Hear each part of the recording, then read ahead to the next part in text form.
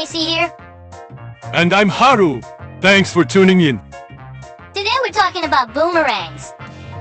Boomerangs. The things that come back when you throw them. Yeah, that's what everyone thinks. But actually, that image is almost completely false. Wait, it's false. First, let me tell you the most important thing. There are actually two types of boomerang. Two types?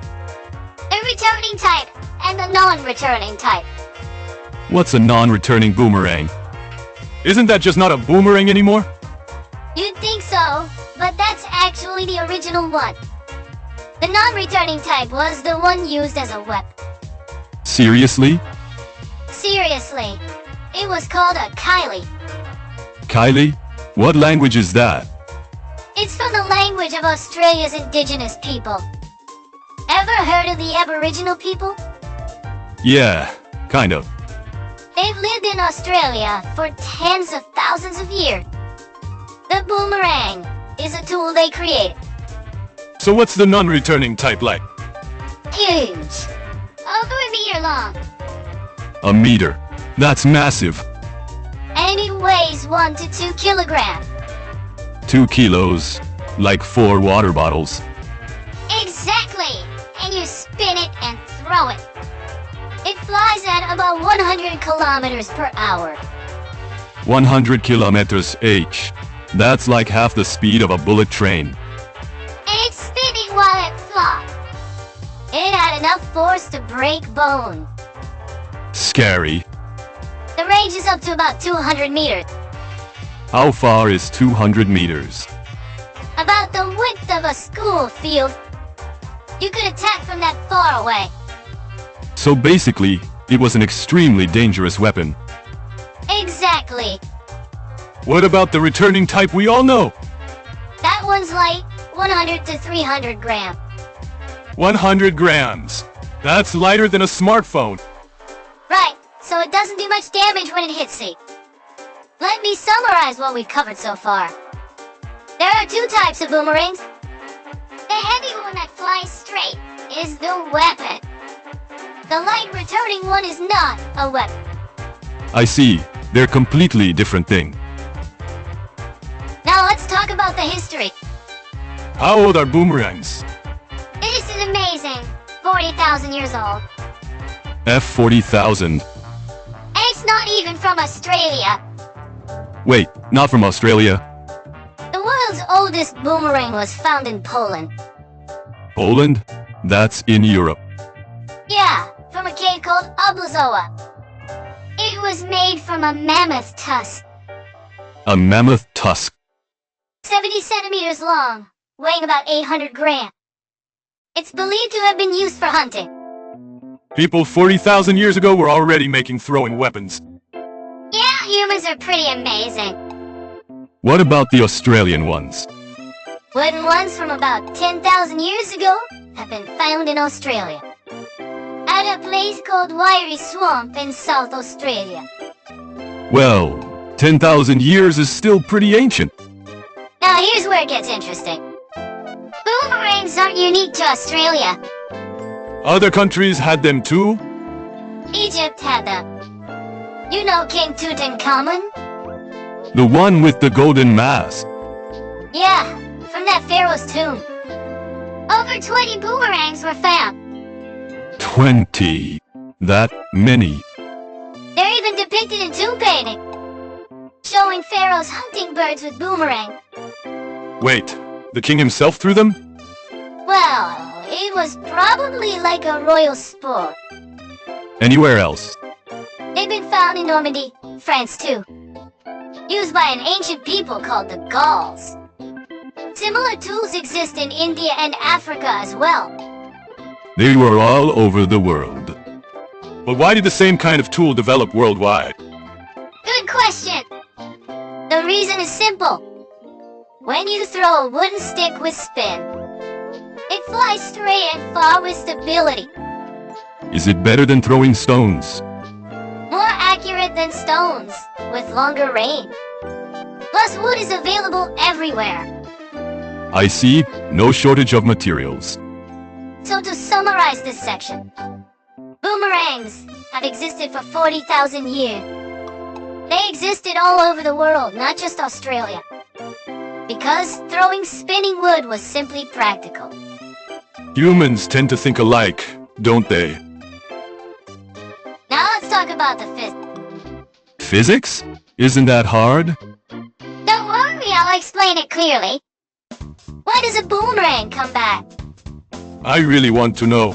Why? 3 mechanisms are involved. First, lift. Lift? Do you know why airplane wings can fly? Because of the wing shape? Right. Air flows differently over and under the wing. That creates an upward force. The cross-section of a returning boomerang has the same shape as an airplane wing. Really? One side is curved, one side is flat. When it spins, it generates lift to stay airborne. So that's why it doesn't fall and keeps flying. Exactly. And the second is uneven lifting. Uneven? When the boomerang is spinning vertically, you have blades going up and blades going down, right? Yaha. The upward moving blade adds forward speed plus rotate. So it cuts through more air. Oh, and the downward blade is weaker. Exactly! So only the top gets strong force. This tries to tilt the boomerang. I see. And third, the gyroscopic effect. What's the gyroscopic effect? You know how a spinning top doesn't fall over? Yeah, it stays upright when spinning. When you apply force to a rotating object, it moves in a direction 90 degrees from the force. 90 degrees off? Like how a top wobbles in circles. This is called precession. The boomerang gradually changes direction this way too. So that's how it traces a big circle and comes back. Correct. So to summarize, the wing shape creates lift. There's uneven force between top and bottom. And the gyroscopic effect changes direction. These 3 combine to bring it back. Amazing, it's such a precise mechanism. Now here's the super important point. What? This mechanism is extremely delicate. What do you think happens if it hits something? The spin stops? Yes! The rotational energy transfers to the target. Without spin, it can't return. Oh, so hitting something and having it return is impossible? Physically impossible. So all those video games and movies, it's all fake? Complete fiction. An expert named Okura from Osaka Science Museum said, returning boomerangs fly on such delicate balance. The conditions are too strict to use as weapon. I see. Now, let's talk about concrete evidence. Evidence? Evidence that boomerangs were actually used as weapons. An amazing study was published in 2016. What kind of study? It was published in a journal called Antiquity, a prestigious archaeological journal, at a site called Tomber Springs in Australia. Remains from the 13th century about 700 years ago were found. Remains? Yeah, on the skull. There was a 45-centimeter long cut wound. 45 centimeters. Longer than a ruler. Was that wound made by a boomerang? That's what they concluded. National Geographic reported on it too. National Geographic is a famous magazine, right? Yeah, globally trusted for science reporting. And this wound had damage equivalent to a metal blade. A wooden stick with the same power as metal. The rotational force is that powerful.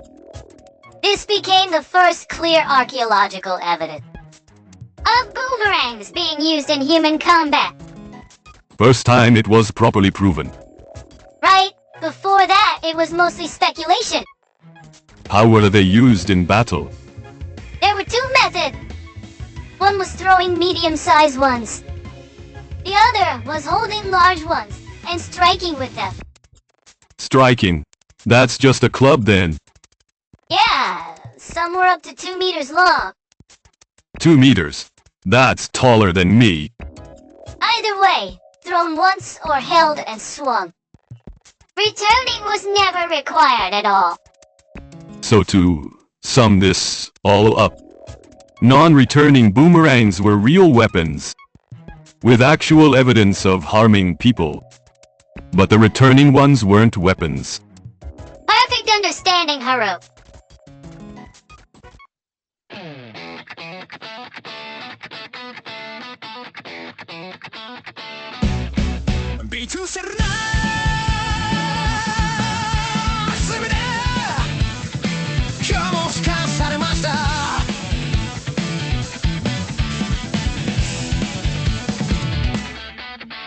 "朝一ではいや最新版」「本当のやつ X を開く」「その瞬間カチッと心に録音」「言字が許されるのは見張りがいない今だけ」「関数は鎖 F は関心も」「そして上司はビマルが愚信条」「エクセル刑務所足した国家のシートの数へ服薬年数」「今日もクラウドプロシーで夢をコピー」「貼り付けられた未来が怖い」「でも逃げられない」「それがシャンネル」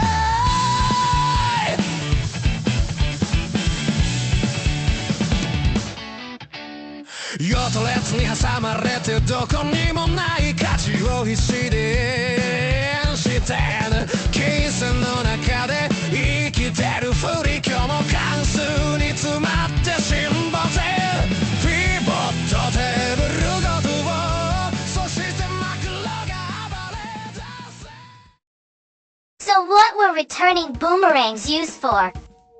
This is a really clever use. Tell me. The most famous use was for catching birds. Throwing them at birds. No, not hitting them directly. First you set up nets near water or wetland. Set up nets first.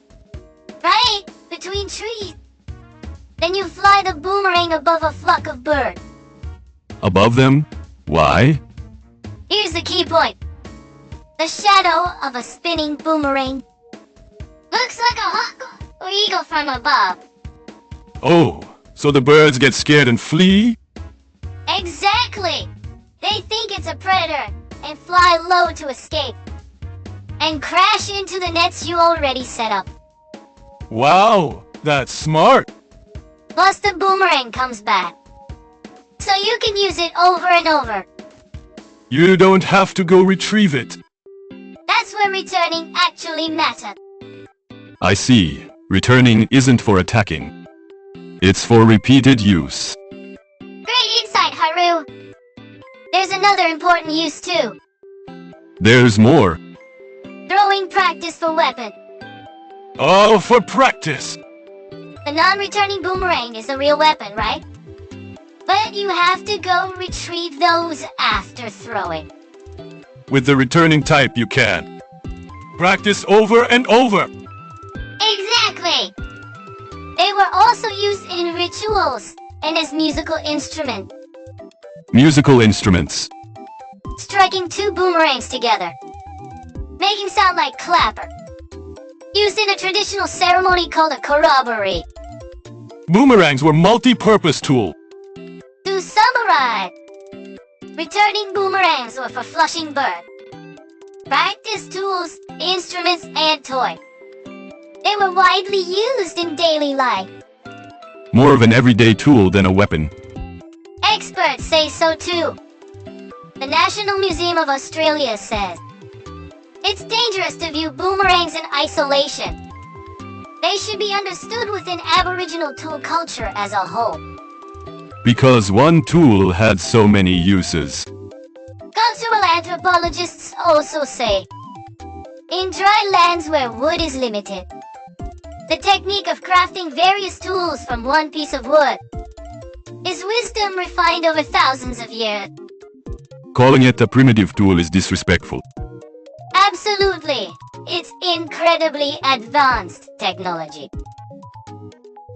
Now, why did the false image of a returning weapon spread so wide? Yeah, why is it so misunderstood?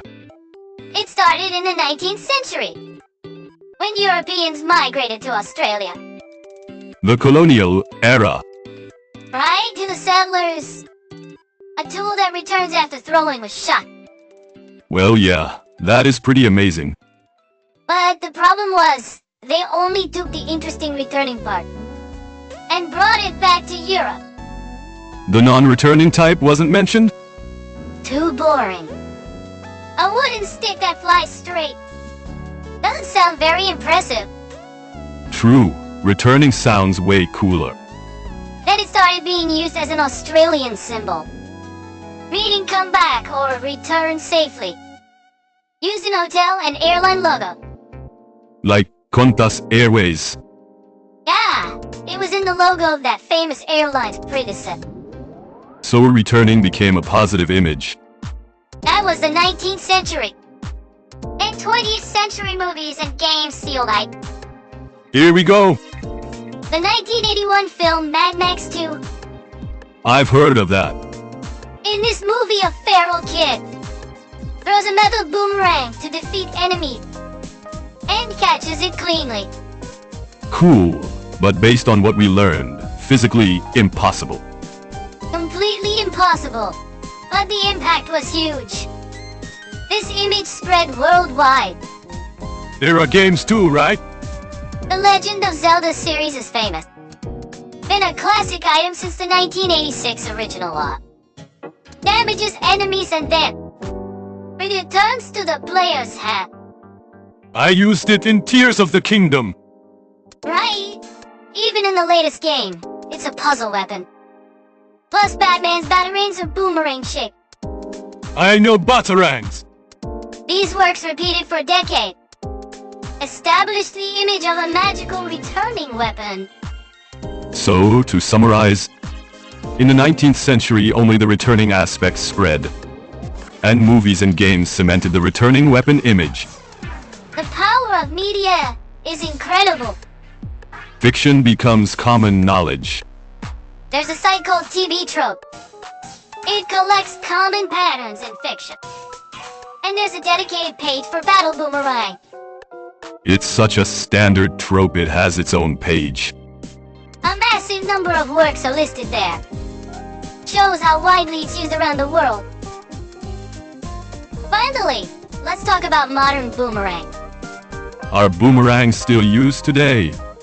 It's developed into a competitive sport worldwide. Wait, a sport? World Championships started in 1991. Held every 2 years. I had no idea that existed. In 2024, it was held in Colorado, USA. With competitors from 12 countries. 12 countries. Pretty international. Brazil won the overall championship. Brazil, not Australia. Surprising, right? Well, what's an even bigger surprise? At the 2014 champion Australia, Team Japan won the overall title. What, Japan? That's amazing! Winning in Australia makes it even better. Beating the home country is so cool. There's a Japan Boomerang Association, active since the 1970s. Wow, it has history. Competition boomerangs are really interesting too. How so? The lightest ones are under 25 grams, 25 grams. about the weight of 5 10-yen coins. So light. What are they made of? Finished plywood or carbon fiber. Like racing car materials. Exactly, cutting-edge materials. The shapes vary too. 3 blades, 4 blades, crochet. Completely different from old boomerang. Because they're scientifically optimized for aerodynamics. What kinds of events are there? For example, accuracy tests precision. Fast catch tests speed. The most impressive is flight time. Records of over 2 minutes, airborne exit. 2 minutes. Incredible. They're also used in education. Education? You can experience lift and gyroscopic effect, all with one boomerang. Science museums worldwide use them to teach physics. Learning physics while playing. There's a magazine called Children's Science that explains boomerang mechanics. Written so kids can understand. So a 40,000-year-old hunting tool is now a cutting-edge sport and science education tool. What an evolution! Really is. Let me summarize today's talk into 3 key points. Oh, summary time. First, there are returning and non-returning boomerang. And the weapon was the non-returning type. Yeah, that was the biggest shock. Second, returning boomerangs were for flushing bird. Practice and ceremonies, everyday tool. And the uses were incredibly clever. And third, hitting something and returning is physically impossible. It's defeated by movies and games. But that fiction became common knowledge. That's why learning the true history matters. Aboriginal people's wisdom is truly amazing. Maximizing effect from limited resources. Technology refined over thousands of years. Let us know what you thought of this. We'd love to hear your thoughts in the comments. We might even reply directly to you. Today, we did a deep dive into the true nature of boomerang. 40,000 years of history. Really learned a lot. Next time you see a boomerang, you'll wonder, is this the returning type or not? I'll definitely think about that. Well, see you next time. Bye-bye!